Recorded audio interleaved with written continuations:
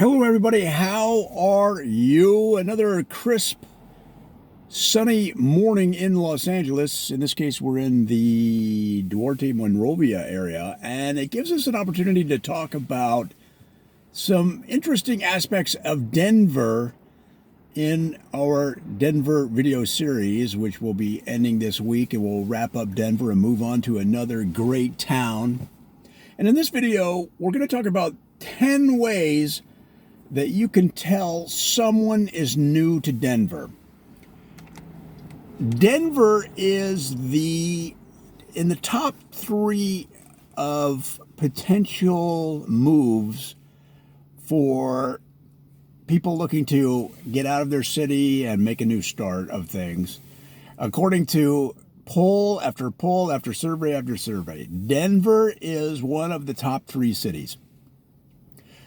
And when you have an influx of new people like that, it becomes very apparent very quickly who is new to town.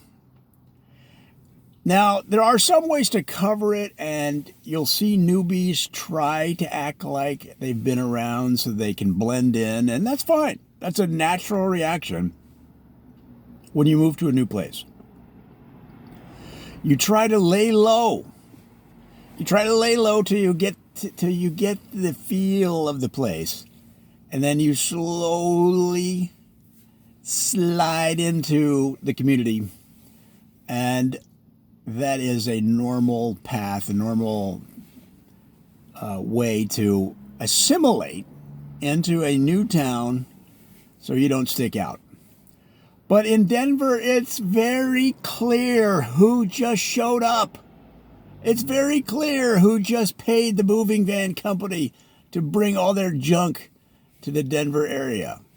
And here are 10 obvious ways that locals know that you have no clue what you're doing there. You have no clue. You're as fresh as a spring snow. So let's go through them.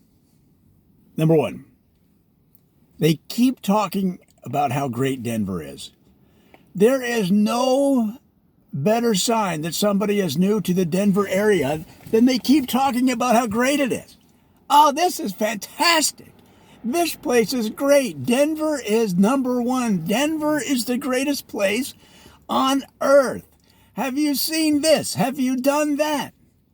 Yeah, we know. We know all that. In fact, we're trying to keep it on the down low. That's what the locals are saying. We're trying to keep it quiet. We don't want people to know how great it is. And then you find out and you move here, and that's fine. If you can make a contribution to the society, that's fine. If you can work hard and not slow down the already horrible traffic even more, that's fine. We're friendly in Denver, the locals say, but we don't advertise the place. Be quiet. Just shut up. Zip it. You know how your mom used to say, zip your lips and throw away the key. But newbies can't help themselves. We went to the mountains this weekend, and it was right over there. And they point at the mountains. Yeah, we know the mountains are right over. The mountains have been there for millions of years. You don't need to tell us that the mountains are right over there. And the more you talk about it, the more people that are going through the city might overhear you at the grocery store talking about how great it is. And then what's going to happen? They're going to tell their friends, okay, when they get back to San Francisco or to Omaha or to Texarkana or to Miami. It's really annoying how newbies keep saying how great Denver is.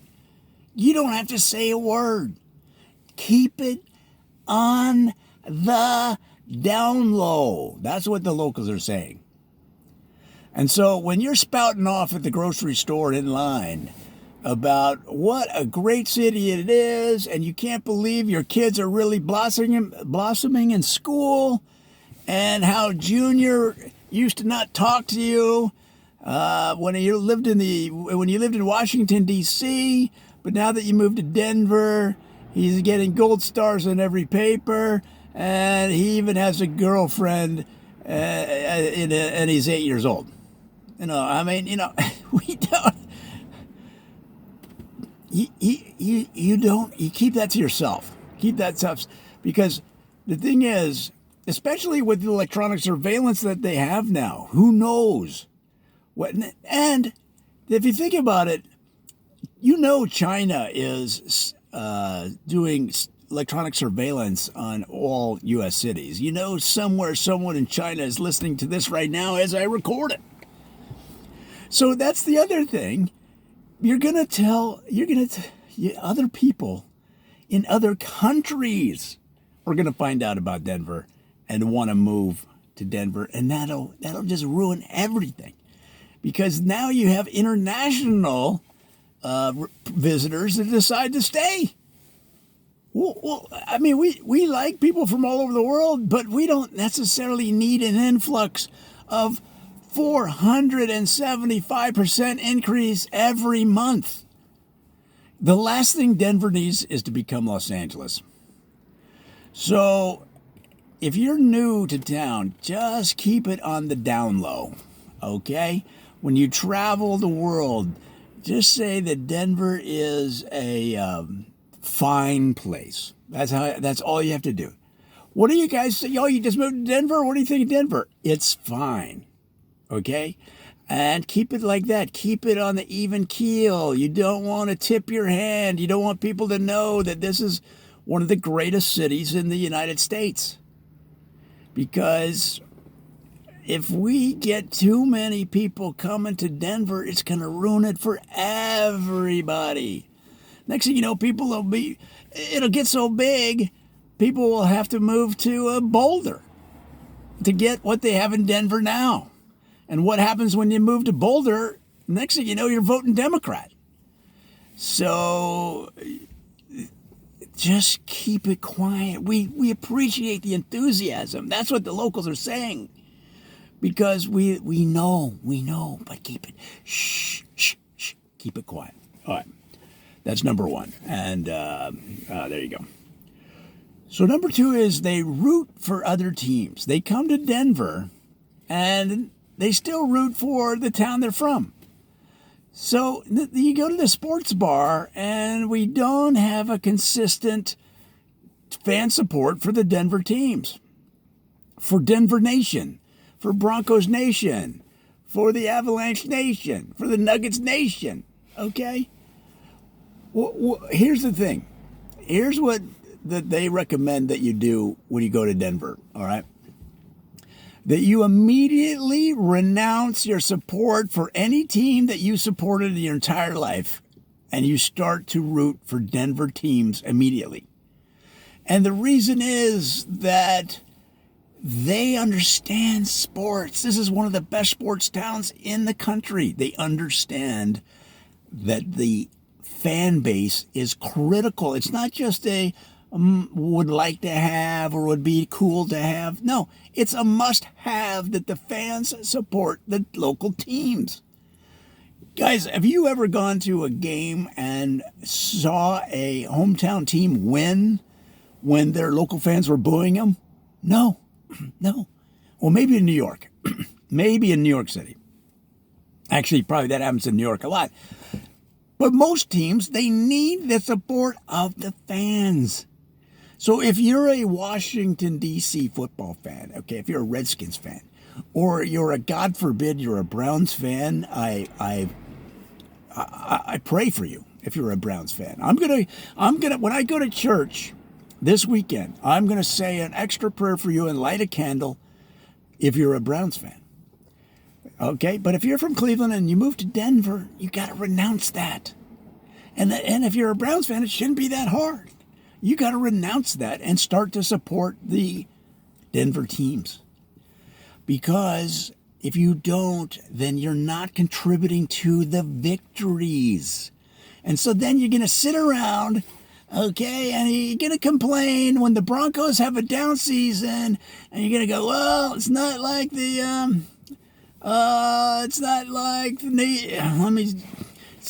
Patriots. It's not like when we were in Boston. Well, no kidding. It's not like Brady. Okay? Yeah, no kidding. We know that. We know that you lived in Boston and you were a Patriots fan for 3 generations. All right? But when you move to Denver, we're asking you to renounce that tie-in, because we need you on this team, and we need you vocal. We need your support. We don't need you faking it. We need you to jump in, and if you like living in Denver, support the sports teams. You want to contribute? Hey, you got to pay your taxes to live in Denver, man. We can't remove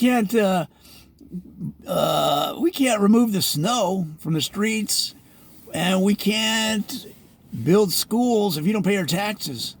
But we also will not have the quality of life that we deserve in Denver if you're not supporting the local sports teams. So I don't care if you fake it until you make it. It might take you 3 years to fully get on board. But if you're in the sports bars, if you're at the stadium, if you're at the arena, if you're at the ballpark, we need you to get behind those Denver teams with vocal support. Don't sit there and be quiet like they do in some of these other cities. Okay, you go to some of these cities that it sounds like they're in church at these games. We need you to come on, cheer it on, get upset, get angry, get emotional, get into it. This isn't church, okay? And heck, we don't even mind you if you do that at church. Get emotional at church. Stand up, spin around, look up in the sky and say, I am saved. Because the more that you get out of your northeastern United States yuppie mannerisms, where you don't emote, you don't share your feelings, you don't do anything, you just walk around and barely open your jaw when you speak like this. You barely open your teeth. Well, that's not how we do it in the West. That's not how you do it in Denver. You got to get into it. All right, I'm getting too excited. All right, number 3, they don't take turns at 4-way stops. Now, look, I know that you get away with that stuff in New York City. I know that in Chicago, you're not taking your turn at the 4-way stop. And I know why, because you're so important. You're so important, you got places to go, things to do. And yeah, there are set rules for 4-way stops, but they don't apply to you. Right? And when you move to Denver and everybody is taking their turn in the proper sequence that has been established for 4-way stops for probably 100 years, somehow that doesn't apply to you. And we can tell right away you're from out of town when you blow your turn and jump ahead. Where you shadow the car behind you, or the car in front of you. So the car in front of you goes, and what do? You drift in behind them. You shadow them so that you can sneak in. You feel like, oh, I got things to do. I got places to be. I'm Mr. Important. I'm Mrs. Important. So you slide in. You think you're being cool. You think you're being sneaky. But what's happening is that the other people in the 4-way stop are basing their turn on watching when the car in front of you goes. So what do? They go. And then here comes you. Here comes you sneaking in behind. So what? It's almost an accident because you think you're so important. Now look, you were probably a big wheel in Los Angeles. You probably were. You probably were a big mucky muck in San Francisco or Chicago or Austin, Texas. Maybe you rolled around Dallas like the king of the hill. Well, great. But when you come to Denver, we don't care. We could care less who you were, or what you were doing when you were rolling around Miami in one of those muscle shirts. It was probably like a light orange muscle shirt. We don't care. When you come to Denver, take your turn at the 4-way stops. Because, guys, this is a really maddening thing, and there's been some Denver locals that have been known to pick up cars and push them in off the road and down mountainsides. Okay? They ask the people to get out. At least that's because people in Denver are friendly. They'll ask you to get out of your car, and then they push your car down the mountainside where it rolls to a fiery crash because you didn't take your turn at the four-way stop. All right? So that's one way we know that you're new to Denver. Don't do it. Now, here's the other thing. This is number 4. People with a $250,000 truck that has never seen a lick of work in its life. A $250,000 truck with giant tires, giant wheels, jacked up 18 feet off the ground, stereo system that costs more than most homes in Denver, 4 doors. They got a rope ladder to get up into the thing, and it's never seen a lick of work in its life. Yeah, that's a pretty big truck, man. That's a big bed. You could do a lot of hauling in that thing. You know how many things have been hauled in that truck? Only the owner's ego has been hauled around that truck. A real Denverite has a truck, yes, but they use it to do work. And they don't, not necessarily farmers, not necessarily ranchers, not necessarily cowboys, although all those people have working trucks. These are trucks with dents in them because their cousin was using a forklift to lift some cinder block into the back of the truck. And what did he do?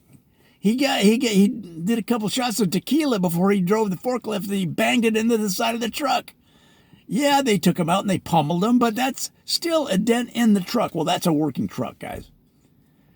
You know, and then when he was putting the cinder blocks, when he was lowering it in, what happened? All the cinder blocks fell off of the pallet because he didn't secure them, and they bounced into the truck and banged up the inside of the truck. Well, now you have a working truck.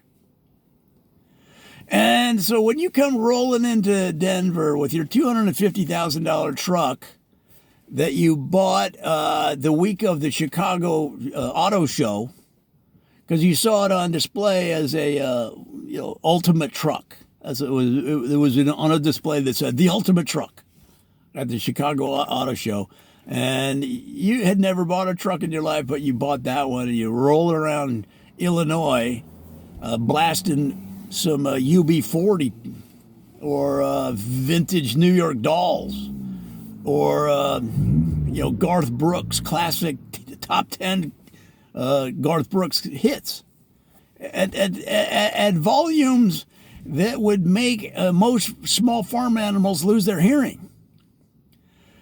We could tell that you're new to town, guys. That is one of the immediate signs that somebody has not done. I mean, Denver is an outdoors city, okay?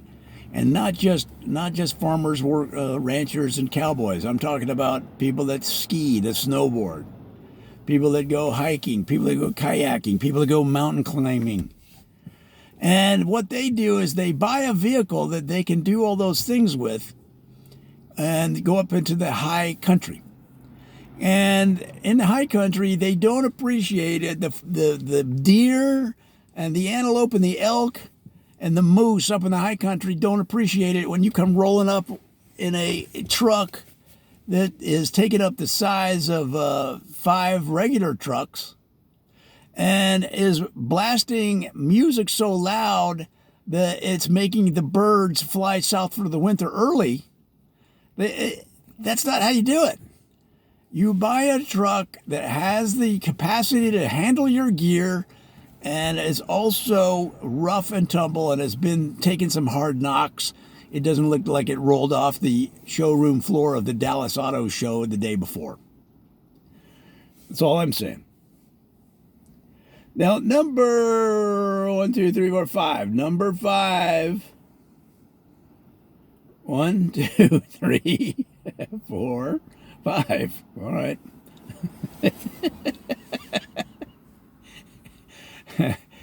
They've never been to the Denver Origins Museum. Never been to the Denver Origins Museum. Everybody in Denver that's a local has been to the Denver Origins Museum because it's the museum that has the history of the city, the roots of the city, the origins of the city. And people go there on a regular basis. This isn't one of these local attractions that appeals to tourists, but people from Denver have never been there. No, it's the other way around. Tourists have never been there. The people that live in Denver have been there multiple times for multiple generations because it's the lore of the city. It's the roots of the city. It's the stories of the city. And they want to keep track of how it all began. How did John Denver's great-grandfather John Denver, start the city and name it after himself? How? Why did it begin? Why did he write songs in his first 10 albums about the communities in the city back in the 1800s when he started the city, 1700s, whenever it was? Okay? How is it that this city is so great? Why? Well, it's all in the Denver Origins Museum, guys. It explains how the city not only was started as a tax haven and as a practical reason to parcel real estate, to build businesses, to start water supplies and plumbing and electrical and all those practical reasons people incorporate a city. But it's beyond that. It talks about the soul of Denver. Why Denver is such a special character. Why Denver emotes tears from people that have lived there for generation after generation. Why people that leave Denver, they go on let's say a sophomore or junior year trip abroad to be a foreign exchange student, and when they come back to Denver, they get off the plane and they get down on their knees, and in whatever language they were speaking for the last year, they say, "I'm glad to be back, Denver. I love you." And they say that in Spanish, in German, and in Italian. And it's not something that you can explain by science or by facts. This goes beyond that. This is love. This is the feel for a city that means so much to not just individuals and families, but we're talking generations of families. A love and a attachment that's been handed down from grandfather to son, from grandmother to mother to daughter, and even to the family dog and the generations of the dogs. Skippy Senior, Skippy Junior, and Skippies to come. So if you want to be more local, if you want to shed that newbie skin, you got to go to the Denver Origins Museum and spend a couple hours.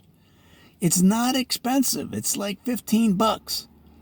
But if you haven't been down there, and if you haven't been exposed to how the city began and why it retains this spirit that people love so much over so many years, and if you haven't taken the quiz, the 30-page quiz at the end, that then they give you if you pass the quiz with 85% passing grade, okay, then you get a coupon book with 10 to 50% off deals on thousands of businesses in the city as a further incentive.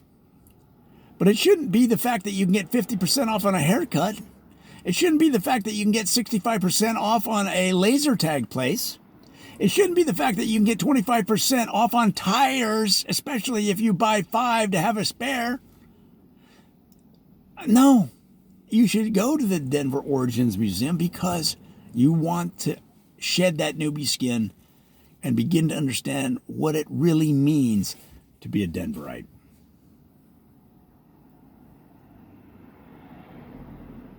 Number 6. They've never been snowboarding.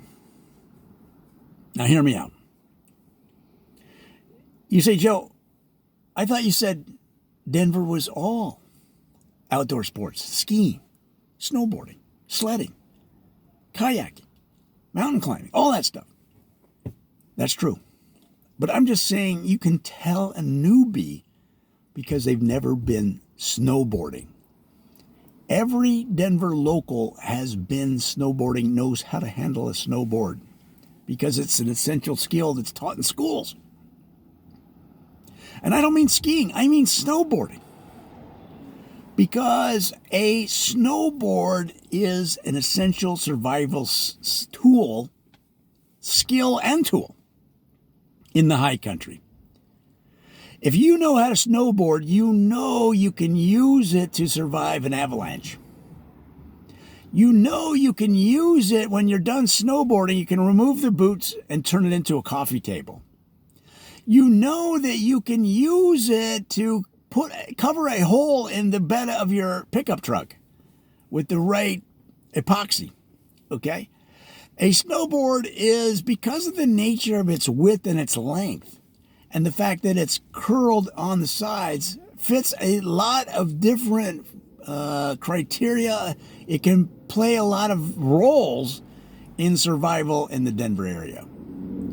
So the snowboard, much more than skis. Skis also can become useful, but a snowboard has 10 times the other utility than do skis. And that's why over the years, survival trainers, emergency personnel, city officials, health officials, education officials, school boards have leaned toward teaching snowboarding as not only a fun thing to do, but as a survival skill in the event of a high country avalanche, but also in utilizing the snowboard itself in all aspects of Denver life. And so when you roll into town and people start questioning you to see where you stand, to see where you're from, they're not going to be impolite, okay? But if they ask you if you know how to snowboard, you don't want to fake it. Do not fake it. Do not lie. But they will know from the way you answer your question if you're a newbie, if you just rolled into town, if you've only been there a couple months. All right, if you're in, and just the way your eyes dart around when you answer the question, they're going to know you're from Mississippi. They're going to know you're from Nebraska. You'll be in line at the grocery store and they'll turn and look at you and go, "Hey man, how you doing? Good to see you. Hey, do you know how to snowboard?" And if you look over at the chocolate bars and the gum at the checkout counter, they know right away that's a sign that you're lying. Because if you came rolling in from Arkansas, there's a very good chance you've never been on a snowboard in your life. Now, why is that such a concern for them? Because they know that if there's an avalanche in the high country and you're next to them on your skis, that you're not going to be worth anything to them. They know that if you grew up in Denver and were taught the skills of snowboarding and using a snowboard for survival skills, you know how to dig a hole in the side of an avalanche to survive, to live inside of a snow cave. They know you know how to hold your snowboard over your head to prevent the avalanche from enveloping you, whereas skis are too skinny. The snow will come in between the two skis like a crack in a floorboard of a bathroom that leaks into the apartment below. So they know all that, and they know that you're lying when you're lying. So don't do it. The next sign that you can tell someone is new to Denver is they have no idea what a Bota bag is. A true Denver local knows what a Bota bag is. Now you're saying, well, what is a Bota bag? Well, there you go. You just proved it, because you're sitting there listening to this, and you're saying, well, I don't know what it is. Well, of course. But when you're a Denver local, guys, you know that a Bota bag is like a wineskin. It almost looks like a pouch with a spout on the end of it. Okay? Almost looks like a C-shaped bag. And then it has a cord or a rope that you can hang it from your shoulder inside your jacket when you're up in the doing your outdoor sports. Okay, specifically in the winter, but year-round, but mostly in the winter. And what it is you could put wine in there, you can put vodka in there, you can put all kinds of mineral spirits, And not only will those mineral spirits keep you warm up there in the cold weather high country, but it will also allow you a little bit extra cushion if you were to wipe out during a extended ski or snowboard run. And as long as you secure the top with a little bit of extra twist, so you want to tighten it, and then give it an extra, like a little, and that'll keep that wine in there. It'll keep that liquor in there nice and tight and give you the cushioning you need in the case of an accident, but it will also keep you warm when you're on the ski lift or if you're taking a break mid-mountain, okay? That's what a Bota bag is. Now, if people don't know what it is, oh, welcome, newbie. There comes another newbie. All right, the next one in our list, let me just make sure. 1, 2, 3, 4, 5, 6, 7. Ooh. All right, they don't know what a voodoo donut is. And you say, wait a minute, you're calling me out. You're saying voodoo donuts are from Oregon, Pally, I caught you. Yeah, voodoo donuts are from Portland. Okay. But they opened a shop in Denver, and it quickly became a local favorite. These are donuts that are shaped like ghouls and goblins and voodoo dolls. And everybody that's anybody knows what a voodoo donut is. And maybe you came from Portland. Maybe you moved from Portland and you know what it is.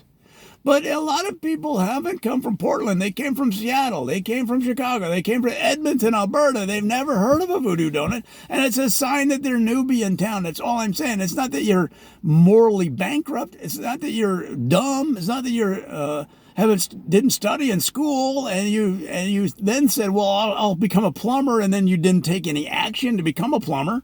And there you are working at the home improvement store because you didn't take any action to develop your skills. That's not what we're saying. We're just saying you don't know what it is and that you're a newbie. That's all we're saying. All right, and another sign that somebody's new to town is they don't ask for doggy bags. Now look, when you're in the West and when you're in the mountains, okay, the history of your DNA is that you use every part of the animal. When you shoot a deer in the wild, and I'm not talking about deer hunting for sport. I'm talking about in the old days when they were surviving.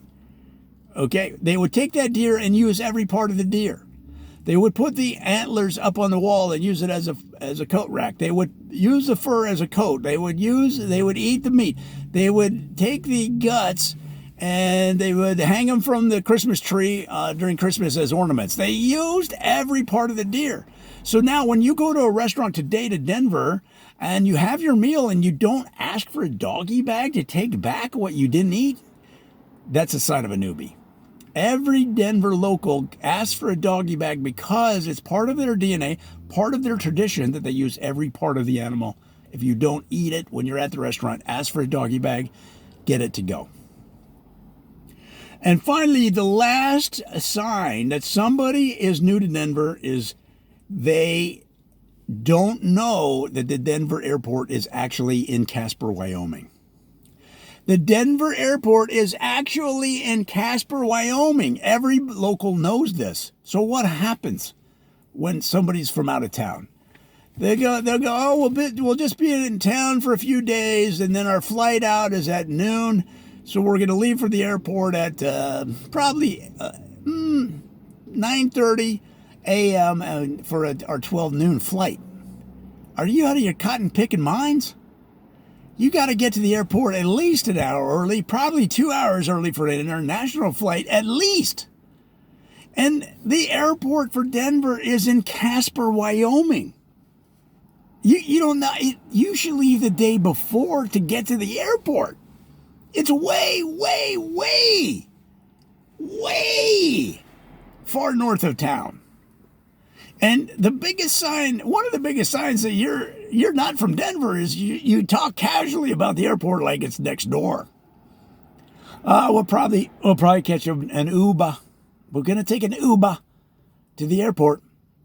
Well, you better tell your Uber driver or your Lyft driver or your cab driver that you're going to the airport and that the flight is tomorrow, because they fully expect it to be a day-long trip and with overnight accommodations. So if you're going to take an Uber, you're going to have to pay for the Uber driver to have their accommodations. Same with a cab, or same with a shuttle, same with Lyft. Yeah, guys, that airport isn't even in the state of Colorado. It's in Wyoming. The Denver airport is in Wyoming. So if you don't want to appear like you're from out of town, if you don't want to appear like you're a newbie, if you've just moved to Denver and you're going to go visit your relatives back home wherever whence you came, then you gotta know this about the airport. You can't talk casually about it like you're gonna catch it, like you might take a bus down to the museum on a Sunday morning. It's not like that, guys. It's a whole adventure just to get to the airport, and it's not even in Colorado, and people don't understand this. And this was really just a helpful tip so that you can kind of blend in. When you move to Denver, the idea is to blend in, is to become part of the fabric of this great city. You don't need to make it obvious that you're a newbie. Don't go out of your way to have people laugh at you because you're trying to be a fool strutting around with your $250,000 truck. You've never snowboarded in your life. You've never been to the Denver Origins Museum, and you keep talking about how great the city is. Be quiet. Keep it on the down low. All right, guys, that's it. Those are the ways that you can tell someone is new to Denver.